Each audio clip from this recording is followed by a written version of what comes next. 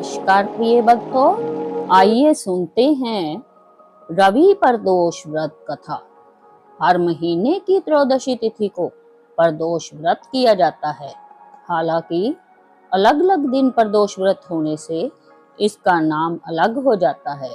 जैसे रविवार के दिन रवि प्रदोष व्रत, इस व्रत को करने से व्यक्ति पर भगवान शिव की विशेष कृपा होती है, साथ ही उसकी सारी मनोकामनाएं पूरी होती है।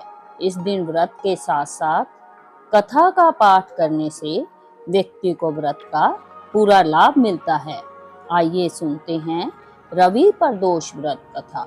श्री सूत जी कहते हैं, हे विद्वानों और शिव भक्तों, आप सभी भगवान शिव के परम भक्त हैं। आपकी भक्ति को देखकर मैं आज एक व्रती ब्राह्मण की कथा कहता हूँ, जिसे सुनना और उसका स्मरण करना हर भक्त के लिए कल्याणकारी होता है। एक समय की बात है, एक गांव में अत्यंत निर्धन ब्राह्मण परिवार निवास करता था। उस ब्राह्मण की पत्नी अत्यंत धार्मिक और साध्वी थी, जो श्रद्धा पूर्वक नियमित रूप से प्रदोष व्रत किया करती थी। इस दंपति का एकमात्र पुत्र था, जो उनका परम प्रिय था। एक दिन वह बालक गंगा स्नान के लिए अकेले ही निकल पड़ा। रास्ते में दुर्भाग्यवश कुछ डाकुओं ने उसे घेर लिया। उन्होंने बालक को धमकाते हुए कहा, हम तुझे हानि नहीं पहुंचाएंगे, लेकिन तू हमें अपने पिता के छिपे हुए धन के बारे में बता दे। बालक ने डरते हुए और विनम्रता से उत्तर दिया, बंधुओं, हम अत्यंत निर्धन हैं, हमारे पास छिपाने योग्य कुछ भी नहीं है। चोरों ने संदेह पूर्वक पूछा, फिर तेरे पास जल पोटली किस लिए है?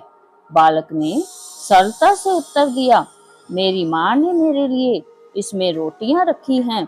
यह सुनकर डाकू आपस में बोले, यह तो सचमुच गरीब है, इससे कुछ नहीं मिलेगा, चलो किसी और को ढूंढते हैं।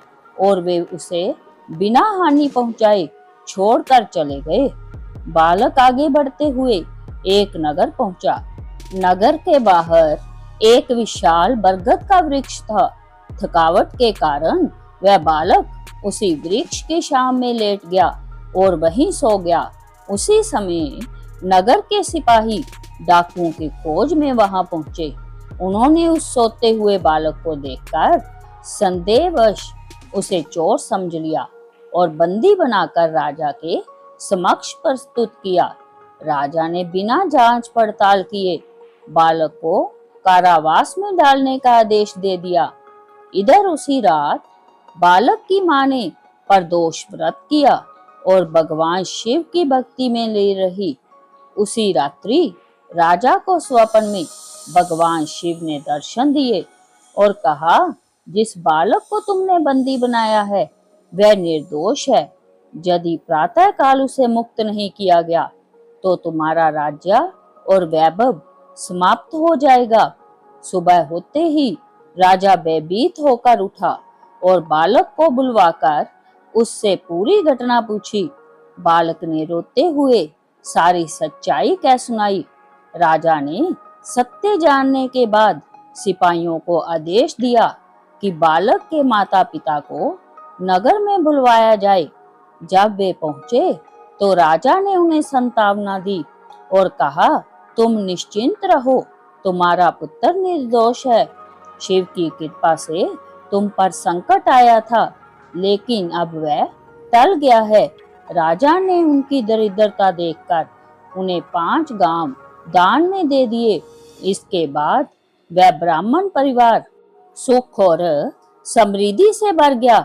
शिव की कृपा और प्रदोष व्रत के प्रभाव से उनका जीवन आनंदमय हो गया। बोलिए शिव शंकर भगवान की जय। इस साल प्रदोष पूजा का शुभ मुहूर्त शाम 7:22 से 9:24 तक रहेगा। इस दिन सुबह जल्दी उठकर स्नान आदि करके स्वच्छ वस्त्र धारण करें, मंदिर की सफाई करें और व्रत का संकल्प लें। प्रदोष काल में शिवलिंग पर शुद्ध जल, गंगा जल और पंचामृत से अभिषेक करें।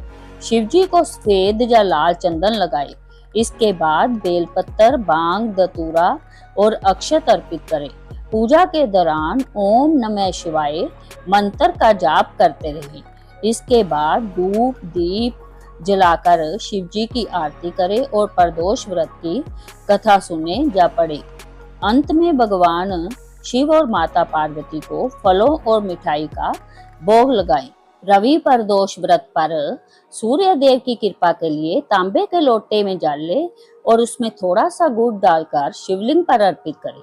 पितर दोष से मुक्ति और ग्रहों के अशुभ प्रभाव को कम करने के लिए शिवलिंग पर अक्षत के साथ साथ काले तिल जरूर अर्पित करें। आशा है कि यह कथा आपके जीवन में सुख और समृद्धि लाएगी। अगर आपको यह वीडियो पसंद आया हो तो वीडियो को लाइक करें, हाइप करें और चैनल को सब्सक्राइब करना ना भूलें ताकि आप अगली कथा मिस ना करें। मिलते हैं अगले वीडियो में, तब तक के लिए प्रेम से बोलिए हर हर महादेव।